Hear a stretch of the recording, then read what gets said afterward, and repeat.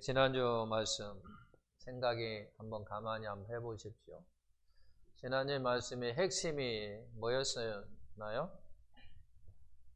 제가 크게 그냥 두 가지만 질문을 할게요. 우리 인생 가운데 가장 중요한 것이 뭐라고 그랬어요? 우리 인생 가운데 가장 중요한 것이 무엇입니까? 돈 버는 거요? 잘 사는 거요? 그러면 무엇입니까?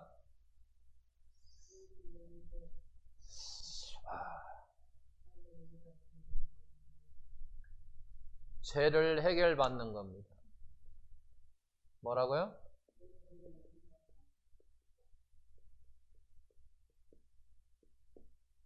죄를 해결받는 것. 죄를 해결받은 사람을 뭐라고 이야기하죠?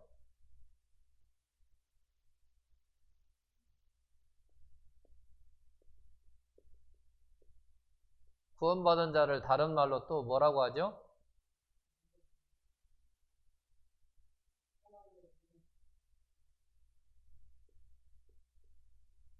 하나님의 자녀를 다른 말로 또 무슨 표를 하죠?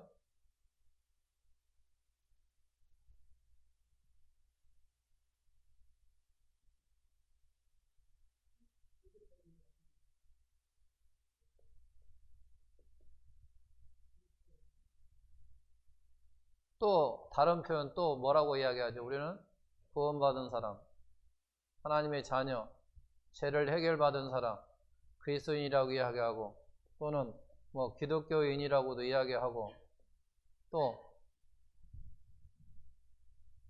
영생을 받은 자, 또요 예수를 믿는 자, 또 예수를 영접한 자, 또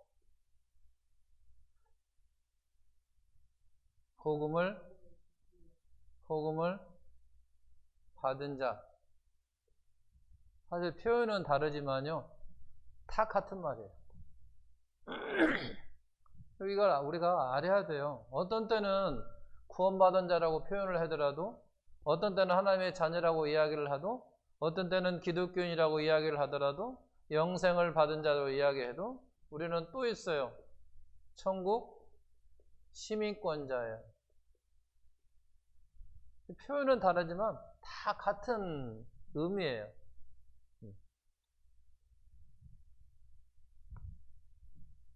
자, 우리 인생에서 가장 중요한 게 뭐냐면 죄를 해결받는 거랍니다. 죄를 해결받아야 구원받은 자이고 하나님의 자녀이고 그리스도인이고 영생을 받은 자이고 천국에 갈 수 있고 천국 시민권자이고 바로 복음을 받은 자, 주님을 영접한 자, 믿는 자라고 우리가 말할 수 있다라고 합니다. 죄를 해결받아야 돼요. 이게 우리 인생에서 가장 중요한 거예요. 그 다음에 건강, 그 다음에 자기가 원하는 무엇인가 있겠죠. 등등 이렇게 나가야 된단 말이에요. 순서가 이렇게 돼야 된다는 거예요. 죄를 해결받으려 구원받은 자로서 우리 인생. 잠깐만, 이제 구원받은 사람으로서 그러면 그 다음에 중요한 게 뭐라고 그랬어요? 이제 구원받은 사람들이에요. 구원받은 사람에서 우리가 이제 나의 인생 가운데 가장 중요한 건 구원받는 거예요. 이제 우리는 구원받은 사람이에요. 그죠? 구원받은 사람입니다. 복음을 받은 사람들입니다. 천국 시민권자입니다. 죽어서 천국 갈 수 있는 사람입니다. 그 다음에 그러면 중요한 건 뭐예요? 그럼 나는 이제 하나님의 자녀로서 중요한 거. 사명이라고 있잖아요. 사명을 우리가 알아야 돼요. 사명을 알아야 된다는 거죠. 사명을 우리가 알지 못하면 이걸 우리가 잘해도 행할 수가 없어요. 사명을 모르면 구원받은 자로서의 삶을 살지 못한다 그 말이에요. 구원받은 사람으로서 삶을 살지 못한다라고 하는 거죠. 분명히 이것이 중요한 건데 그 사명을 알지 못하면 우리는 구원받은 자로서의 삶을 살지 못한다는 거예요. 하나님의 자녀가 하나님의 자녀답게 살지 못한다라고 하는 거예요. 영생을 받았으면 영생을 받은 자로서의 삶을 살지 못한다라고 하는 거예요. 그래서 영생을 받은 사람으로서 사는 사람은 어떤 때는 모든 것이 만족하며 행복한 삶을 살아가야 되는데 그렇지 못한다라고 하는 거예요. 왜? 사명을 모르기 때문에. 사명을 잘 감당하면 하나님께서 뭐 해주신다고 했어요? 우리의 모든 것을 공급해 주신다고 그랬단 말이야. 모든 것을 공급해 주신다고 그랬어요. 사명을 잘 감당할 때 하나님께서 공급해 주신다고 했습니다. 근데 이 사명을 잃어버렸다는 얘기예요. 우리가 무엇으로 말미암아? 죄로 이 말미암아 이 사명을 잃어버리니까 하나님의 공급이 끊겼다라고 하는 거죠. 하나님의 공급이 끊기니까 결국은 스스로 공급하는 거예요. 스스로 공급. 그래서 우리가 오늘날 열심히 땀을 흘려야 된단 말이에요. 우리가 열심히 땀을 흘려야만 되는 거예요. 왜? 죄 때문에. 죄 때문에 사명을 잃어버렸다는 얘기예요. 그냥 누구를 통해서? 예수님을 통해서, 예수님의 십자가를 통해서 뭐 그걸 보혈의 피라고 이야기를 한단 말이에요. 그래서 예수님의 죽음이라고 이야기를 하는 거예요. 그와 같은 걸 통하여 우리가 이제 다시 하나님의 자녀가 된 거예요. 다시 이게 회복됐다라고 하는 거죠. 누구로 말미암아? 예수님으로 말미암아. 또는 우리는 복음을 통해서 그렇게 이야기하는 복음을 통해서 우리는 회복됐다라고 하는 거죠. 사명이 회복됐다라고 하는 거죠. 사명이 회복됐으니까 이제 하나님이 나에게 공급해 주신다라고 하는 거죠. 그게 공급해 주심을 우리가 살아가고 있다라고 하는 거예요. 나에게 주는 것이 먼저 하나님께서 공급해 주심을 우리는 인정하는 것이 매우 중요하다라고 하는 거죠. 우리는 이제 그리스도인으로서 하나님의 자녀로서 우리가 어떻게 살아가야 되는가라고 할 때 지난주에 무엇을 생각하자고 그랬어요? 자, 우리는 복음이라고 하는 게 뭐라고 이야기했어요? 복음이 뭐다? 복음이 뭐다? 다 잊어버렸어요? 복음이 뭐다? 주인이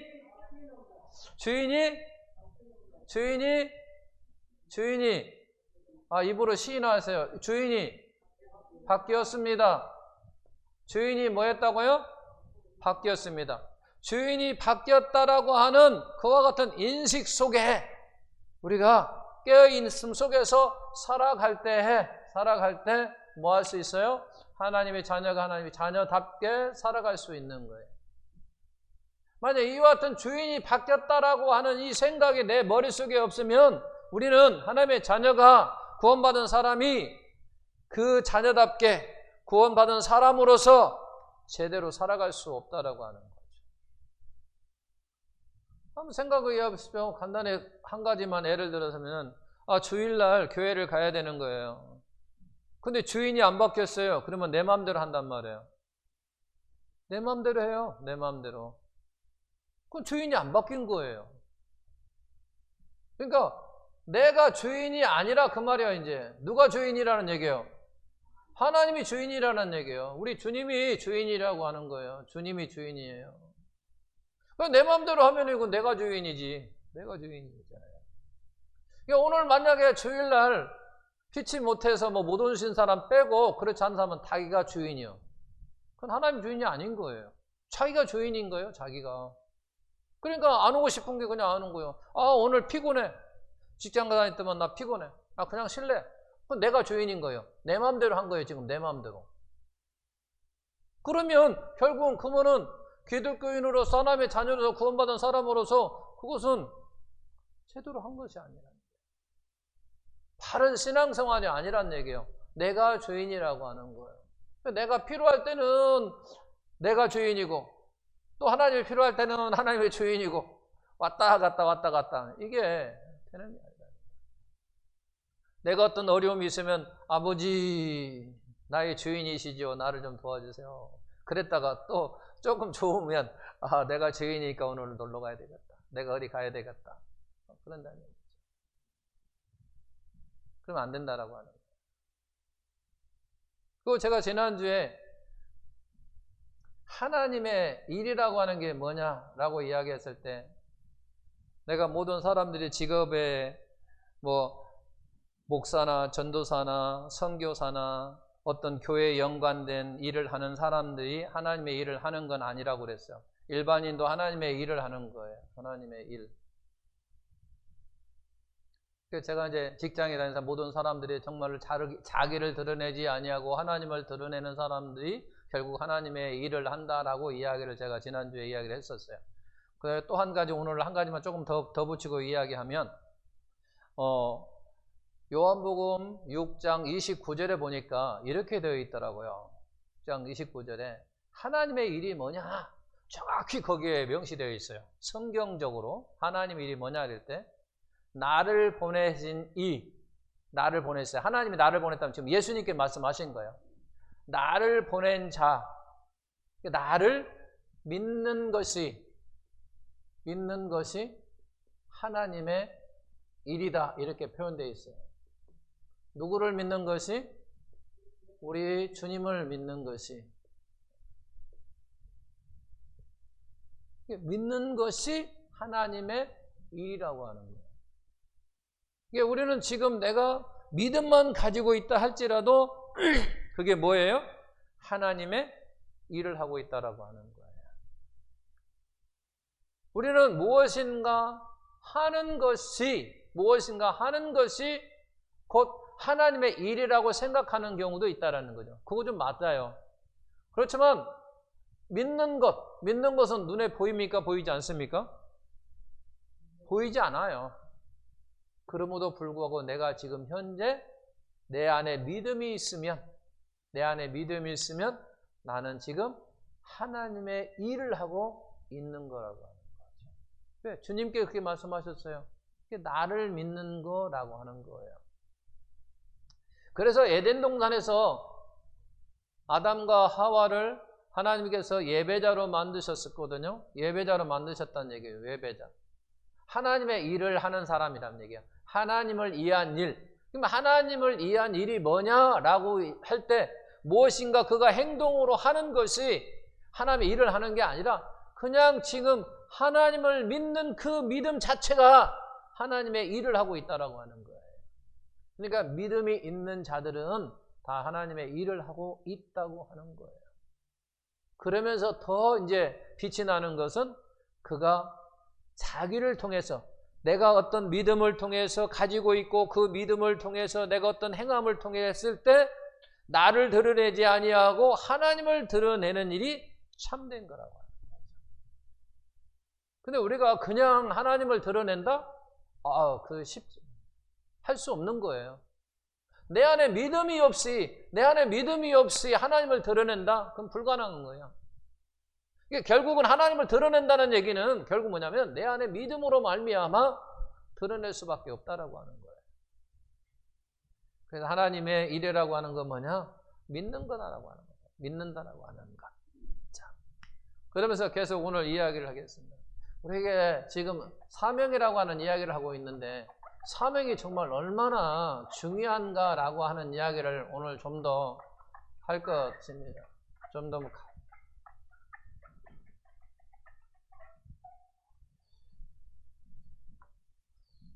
강제구 소령이라고 하는 사람이 있었습니다. 사실은 대의예요. 대의인데 이제 소령이지만 대의라고 하는 사람이 있습니다. 인천에서 태어나가지고 서울고등학교를 졸업하고 육군사관학교를 입학하고 4년을 마치고 1960년대 60년에 소위로 임관을 합니다. 그리고 1965년에 이제 월남으로 파병하는 병사들을 훈련하는 무슨 훈련이냐면 수류탄 투척 훈련을 하던 중에 한 병사가 수류탄의 안전핀을 뺀 상태에서 그 수류탄이 땅에 떨어졌어요. 그러자 그것을 본 이 강제구 대위가 중대장이 그 수류탄에 엎쳐버렸어요. 그리고 그의 몸은 산산조각으로 산화가 되어버렸죠. 그 바람에 많은 그 병사들이 희생을 당하지 아니하였던 거죠. 그 한 사람의 희생으로 말미암아 많은 희생을 줄일 수 있었다라고 하는 거죠. 그래서 지금도 육군사관학교에 이 강제구 소령이라는 동상이 있습니다. 그때는 중대장으로도 대위였어요. 그래서 이제 죽음으로 인해서 한 계급을 승진을 시켜서 강제구 소령이라고 하지만 당시 때는 중대장으로서의 책임을 다한 거죠. 중대장으로서 병사들 지키고 보호할 그와 같은 사명이 그에게 있었다라고 하는 거죠. 그는 그 사명으로 말미암아 자신의 희생으로 말미암아 많은 병사들을 살릴 수 있었다라고 하는 거예요. 물론 저도 수류탄 교관을 한 3년 했는데 무서운 거예요. 그 파괴력이라고 하는 것은 말할 수 없는 그런 파괴력이 있습니다. 그래서 그거 할 때마다 온 간부들이 긴장합니다. 왜냐하면 그걸 한번 떨어지면 그 주위에 있는 사람들은 다 거의 생명을 잃든지 아니면 파편을 위해서 큰 어려움을 당하기 때문입니다. 제가 군대에 있을 때도 사실 수류탄이 훈련을 위해서 교관도 죽은 경우도 있었고 병사도 죽은 도 있었고 논산을 비롯해서 곳곳에서 가끔씩 한 번씩 사고를 당하면 대부분 교관들이 죽죠. 그럴 수밖에 없죠. 그만큼 이제 어쨌든 이 강제구 소령도 결국은 자기 희생으로 많은 사람들을 살릴 수 있었던 건 그냥 중대장으로서의 사명을 잘 감당함으로 말미암아 많은 병사를 살릴 수 있었다라고 하는 거죠. 또 우리 부모가 부모로서 사명을 감당했을 때 생기는 그에 대한 혜택은 누가 누리냐면 자녀들이 누릴 수 있습니다. 이게 부모가 부모로서의 사명을 잘 감당하면 거기에 생기는 혜택은 자녀가 누릴 수 있다라고 하는 거죠. 반면에 부모의 사명을 저버린 부모를 만난 자녀들이 겪는 고통은 또한 이루 말할 수 없습니다. 부모가 부모로서 사명을 잘 감당하면 그와 같은 그에게 생기는 혜택은 자녀가 누릴 수 있고 또 반면에 그 부모가 부모로서의 자기 사명을 잘 감당하지 못하면 또한 거기에 대한 생기는 그와 같은 어려움과 고통과 그 모든 것이 또 자녀들이 겪게 된다고 하는 거죠. 우리 부모의 사명이라고 하는 거죠. 부모의 사명. 우리 부모의 사명도 그렇게 중요합니다. 우리의 부모가 사명을 잘 감당할수록 그에 따른 자녀들은 많은 혜택을 누리고 살아갈 수 있어요. 혜택을 누리는 거지. 그러나 그 반면에 그렇지 아니하는 자녀들도 있는 것을 우리가 보게 됩니다. 결국 뭐냐면 부모가 부모로서의 사명을 잘 감당하지 못함으로 말미암아 생기는 많은 고통과 고난이 있다라고 하는 거죠. 그만큼 사명이 중요한 거라고 하는 거죠. 또 마릴린 멀로라고 하는 여인이 있었어요. 1962년도에 36세라고 하는 나이에 수면제 과다로 해서 사살을 했습니다. 그의 전 남편이 조 디마지오라고 하는 사람인데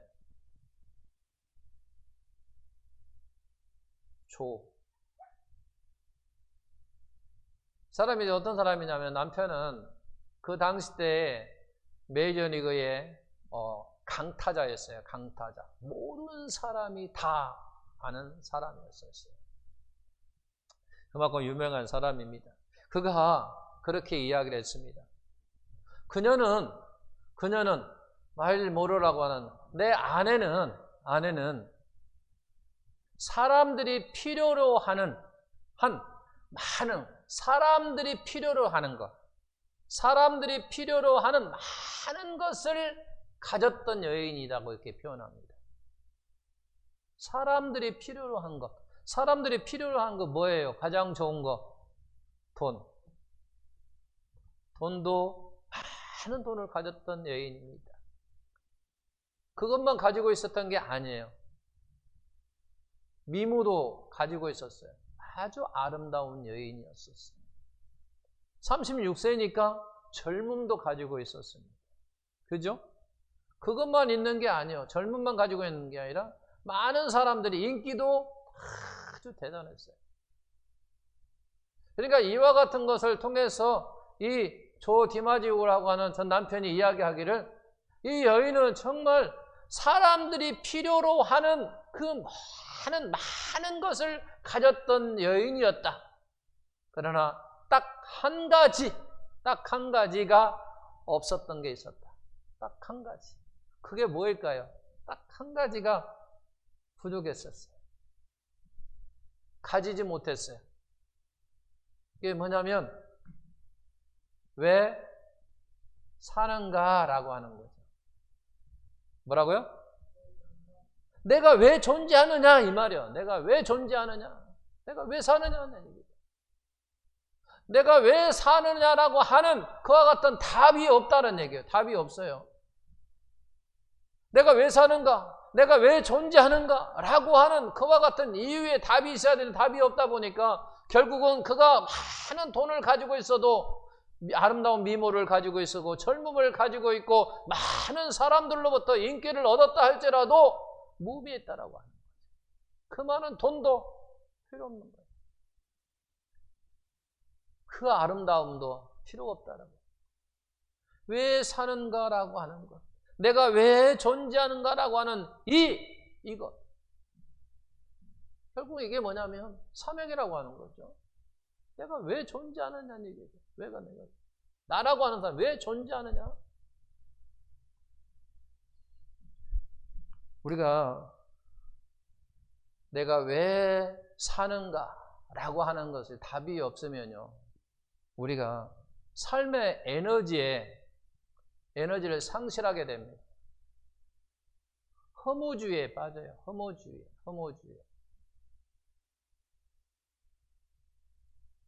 저도 긴 세월은 아니지만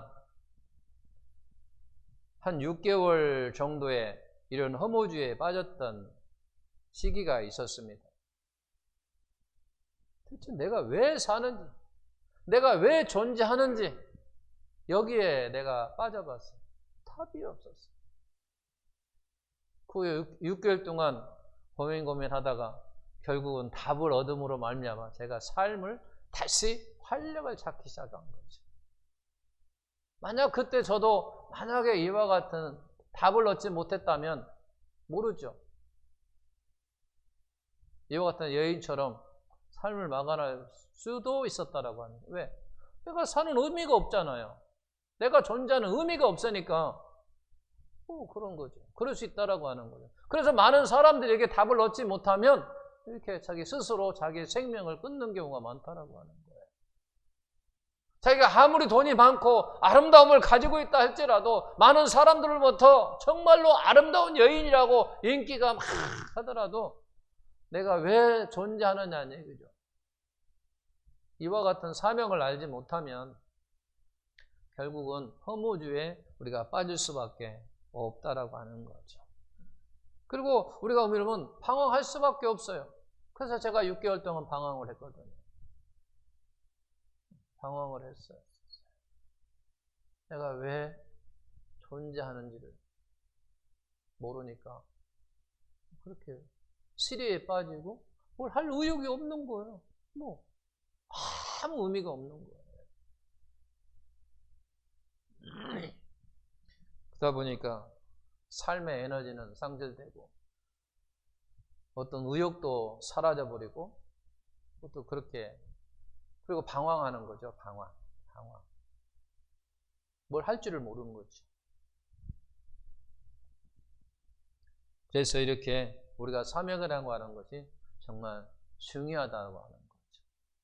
사명이다. 내가 왜 존재하는가? 라고 하는 것. 이 사명은요, 종류가 많아요. 부모로서의 사명도 있고, 자녀로서의 사명도 있고, 직장인으로서 사명이 있고, 사업자로서의 사명이 있고, 다 그런 거예요. 다 사명이 있다라고 하는 거예요. 자, 우리가 행복하려고 하면, 삶을 살기 위해서는 반드시 세 가지를 우리가 해결받아야 됩니다.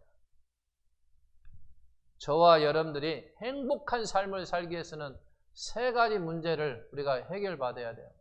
첫 번째는 죄의 문제입니다. 두 번째는 죄책감에서 우리가 벗어나야 돼요. 세 번째는 허무주의에서 해결돼야 돼요.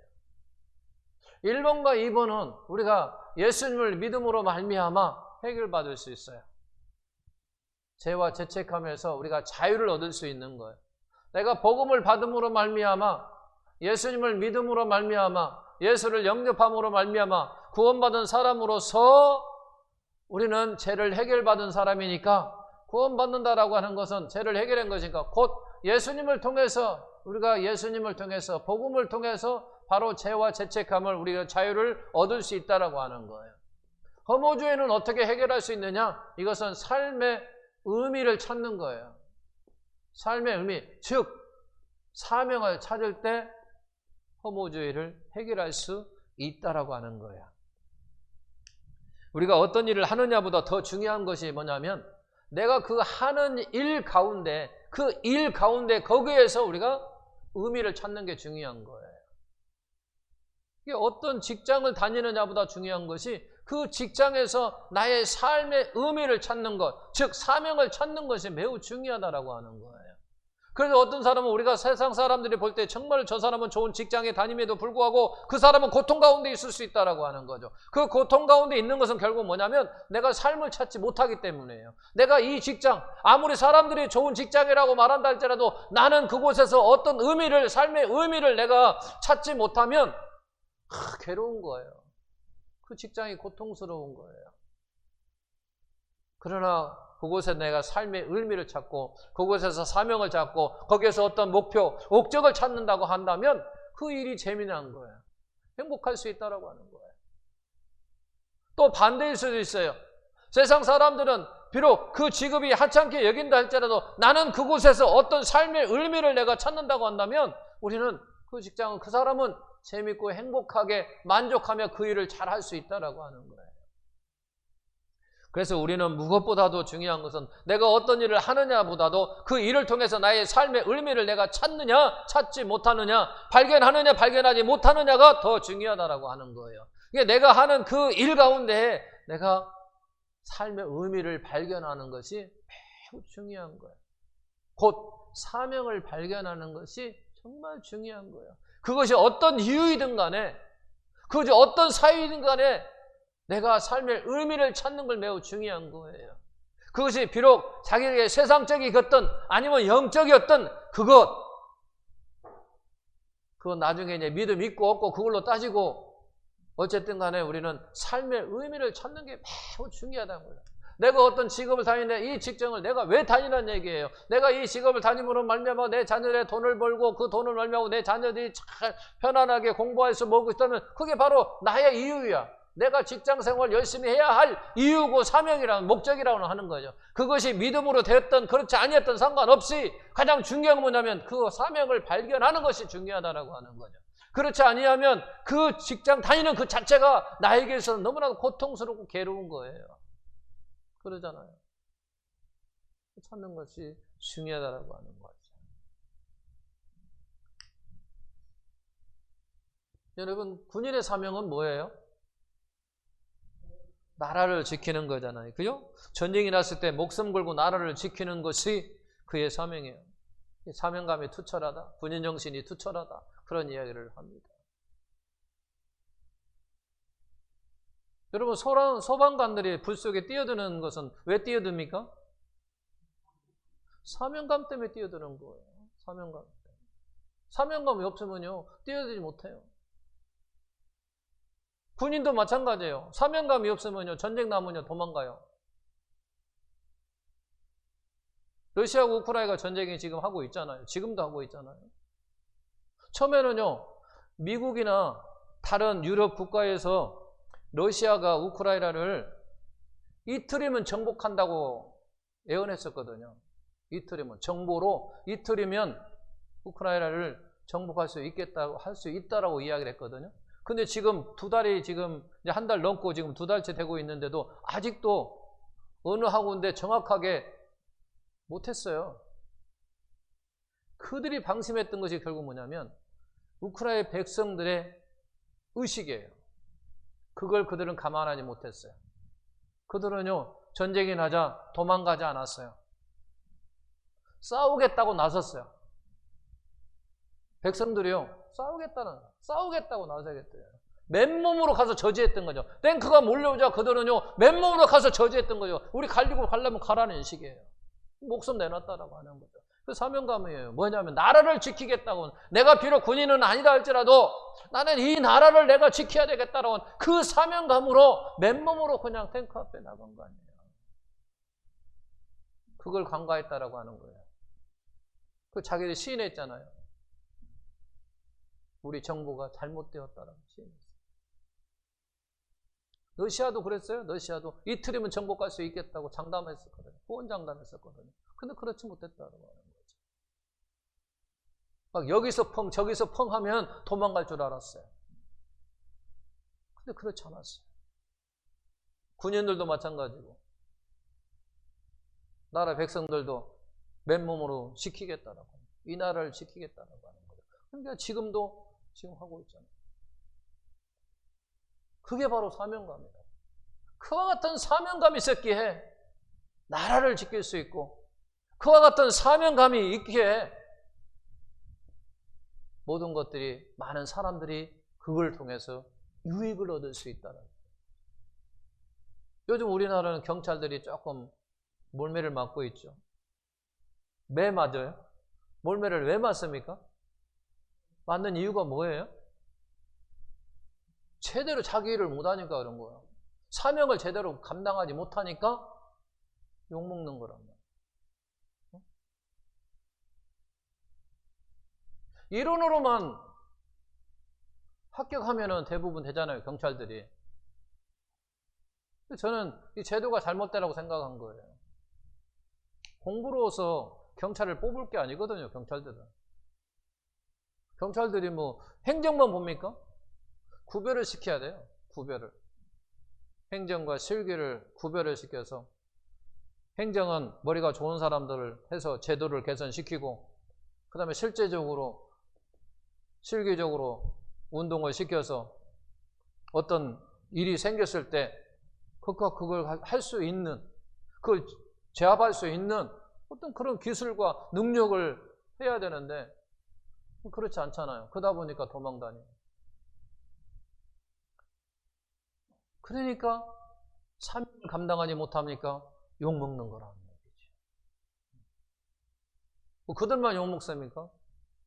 우리도 욕먹고 있잖아요. 그러잖아요. 기독교인들도 욕먹고 있잖아요. 많은 사람들부터. 크리스천들이 어딜 떳떳하게 우리가 가가지고 떳떳하게 어디든지 가가지고 나 하나님의 자녀입니다. 기독교인입니다. 그리스도입니다. 자신 있게 어디 가든지 우리가 말할 수 있나요? 왜 그와 같은 환경이 됐었나요? 그런 여건이 그냥 되었나요? 욕먹고 비난받는 것이 왜 그랬나요? 결국은 기독교인들이 하나님의 자녀들이 백성들이 사명을 잘 감당하지 못함으로 말미암아 생긴 거예요. 우리가 만약에 사명을 잘 감당하는 사람이라고 한다면 우리가 하나님의 자녀가 하나님의 자녀답게 정말로 세상에서 빛이 되고 등불이 되고 소금이 되었다고 한다면요, 세상 사람들 우리를 그렇게 무시하겠다는 얘기죠. 무시하지 않습니다. 오히려 우리를 존경합니다. 받들어 줬습니다. 와, 기독교인 오셨습니까? 아, 예수 믿습니까? 아, 이쪽으로. 근데 그렇게 됩니까? 무시당하잖아, 오히려. 그래서 기독교인이라고 표를 안 내잖아요. 비난받을까 봐. 왜 그렇게 됐나요? 다른 거에서 온 게 아니에요. 사명이에요. 기독교인으로서의 사명, 하나님의 자녀로서의 사명을 우리가 감당하지 못했기 때문에 결국은 많은 사람들부터 비난받고 정죄받는 거죠. 경찰은 접어두고요, 우리 자신이 반성해야 돼요. 우리 자신이 하나님 앞에 회개해야 된다라고 하는 거죠. 오히려 빛이 되어야 되고 등불이 되어야 되고 소금이 되어야 되는 우리가 그렇지 못한다고 하는 것은 결국은 우리의 모습들이 주님을 닮아가는 모습이 나아가야 되는데 목표를 향하여 나가야 되는데 그렇지 못했다라고 하는 거죠. 그렇지 못하니까 결국은 많은 사람들로부터 지적을 받는 거죠. 다른 거 없어요. 사명을 감당하지 못했기 때문이라고 하는 거죠. 우리가 사명을 감당하지 못했기 때문에.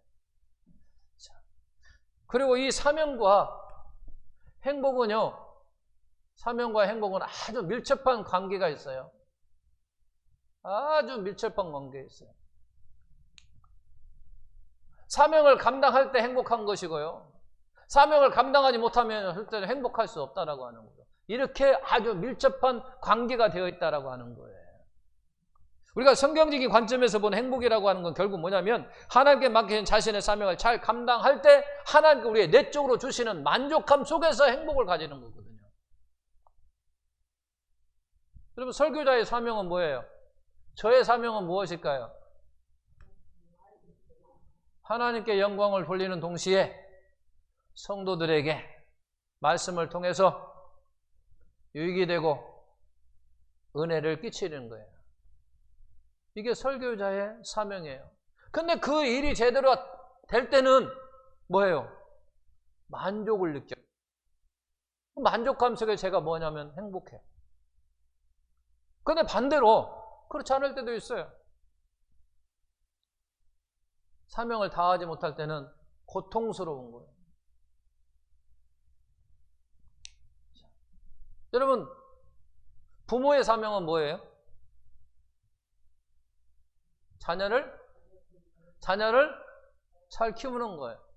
부모의 사명은요, 물론 다른 이유도 있어요. 그렇지만 가장 중요한 건 뭐냐면 자녀를 잘 키우는 거예요. 부모는 그래서 잘 자란 자녀를 볼 때는요, 만족을 느끼고 행복한 거예요. 아, 내가 내 자녀를 참 잘 키웠구나. 물론 하나님의 역사 가운데 잘 키웠지만 어쨌든 간에 부모 입장에서는 참 잘 자라준 것이 감사하고 고맙다는 얘기죠. 그 속에서 만족하고 행복을 느끼는 거라는 얘기죠. 그러잖아요. 바로 이처럼 바로 우리는 사명과 행복이라고 하는 것이 아주 밀접한 관계가 있다라고 하는 거예요. 밀접한 관계 속에 있다라고 하는 거예요. 그래서 저와 여러분들이 행복해지려면 무엇을 해야 된다는 얘기예요? 사명을 잘 감당하는 거예요. 기독교인으로서 사명을 잘 감당하고, 부모로서 사명을 잘 감당하고, 직장인으로서는 직장으로서 사명을 잘 감당하고, 사업하는 사람은 사업하는 사람으로서의 자기에 주어진 사명을 잘 감당할 때 그 속에 만족감을 느끼고 그 만족감 속에서 우리가 행복할 수 있다라고 하는 거예요. 행복하시기를 원하십니까? 사명을 잘 감당함으로 말미암아 행복한 어떤 성도가 되시고 또 부모가 되시기를 예수님의 이름으로 축원드립니다.